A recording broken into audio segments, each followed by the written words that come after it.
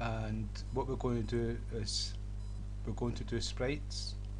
I downloaded a sprite from Google Images, and this is a sprite here. You can see it's got all different characters inside it for a game. Each one is different movement, so if you change them all, that you can do animation with it, as like you're using them in games and different things like that. Like you use the draw image to select parts of this image, which has got all different images inside it, and so that's what you use a sprite for.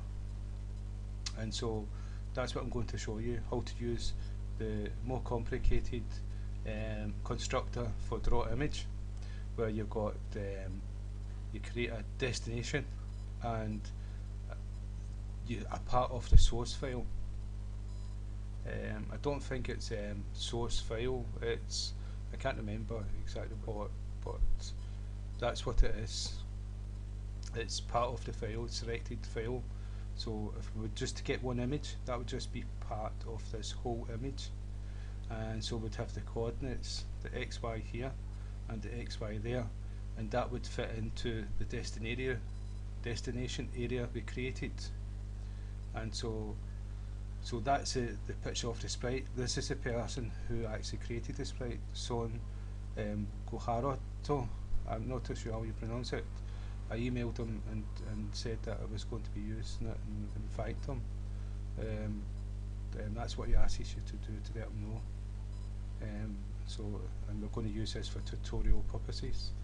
And so if I take this away, and what we also have here, I'm using GIMP, and this is a sprite in GIMP, and I've actually zoomed in to make it bigger. And what you can see here, this is 0, x0, x0 and y0. This is xy, and this over here, this is x, this is y, and so this is like the second y. So we can put the coordinates in for just one image, and then put the coordinates in for another image, and that's what I'm going to show you. And so if I make this small, and we can use the GIMP to get the measurements, to get it precise. I know that this is 60. Oops, I didn't mean to do that. I know that this is 60. I won't save it, but this is 60. So 60 is the bottom and 0 is the top. I think, I'm not too sure. I'll make this wee. So come back to this image here. Now we've got a destination of 100. It starts at 100 and 100, and 150 is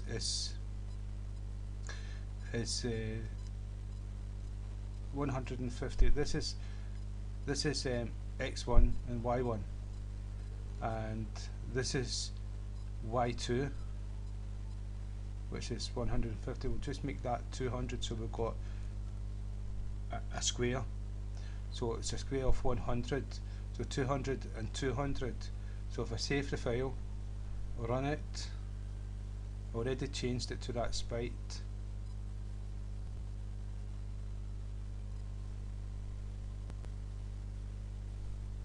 Right, so already changed it to that sprite, and I changed the background colour to white so you could see it.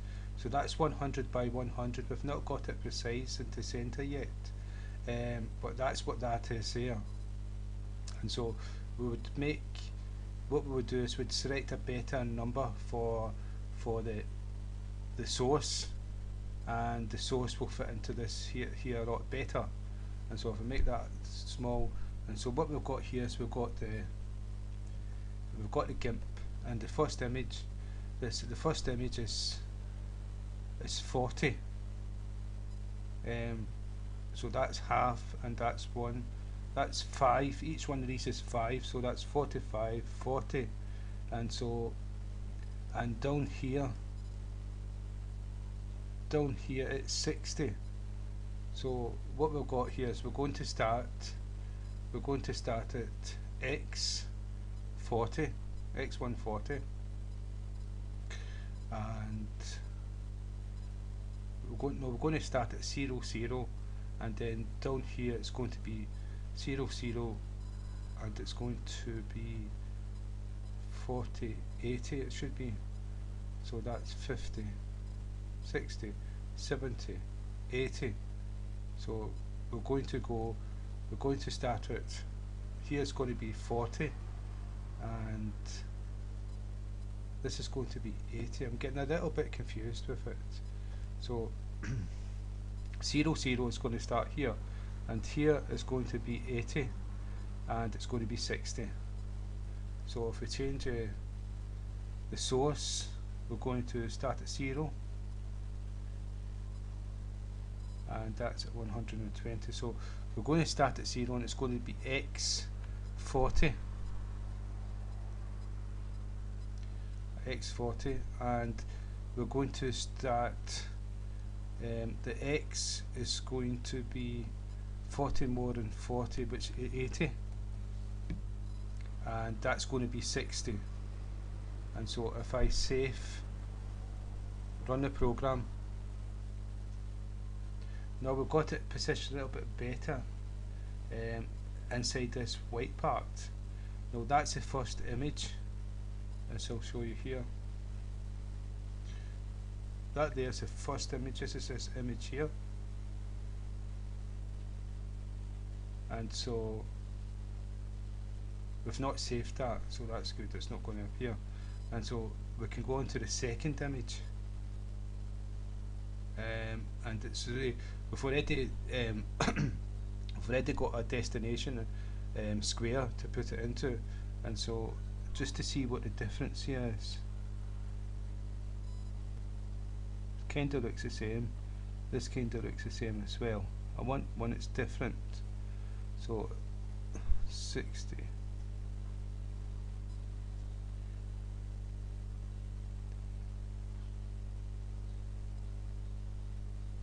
So if we start at 60, if I go down 60 and I go down one, I'll go down to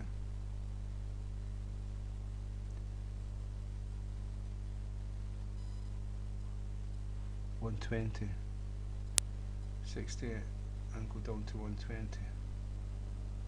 So it's 60y,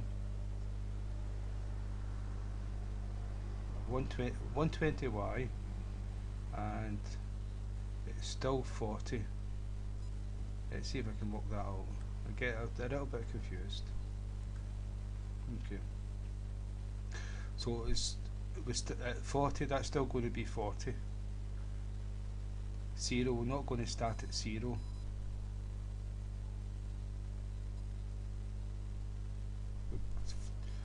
This is going to be 40.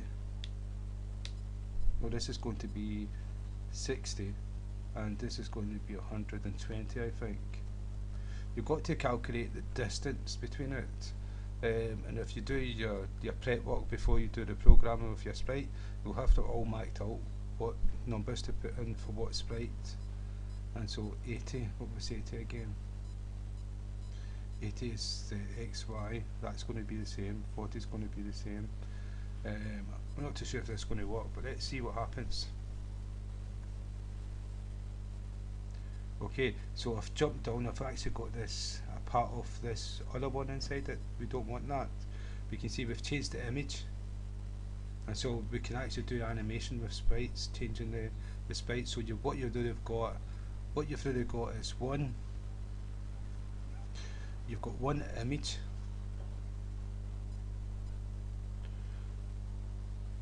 you've got a whole image with many images on it, and you can select which image you're going to show on your screen. And so you could have it going from that stance to this stance to having a sword, and so that's animation. So I've done that again, and so I hope that's been useful. So that's using this here, this constructor here. That's the one that's got the destination rectangle and the source rectangle, and I put that there in so you could see it, the white background. If I take that away, run it, save it, and run the program, you'll see it's transparent now. No, it's transparent. That wee bit there shouldn't be in there. So, so now you can see it. So we could have it actually animation. It runs around the screen with this sprite, and you can see that I changed the name of the sprite and I added that file. It's a GIF file, and so I hope that's been useful.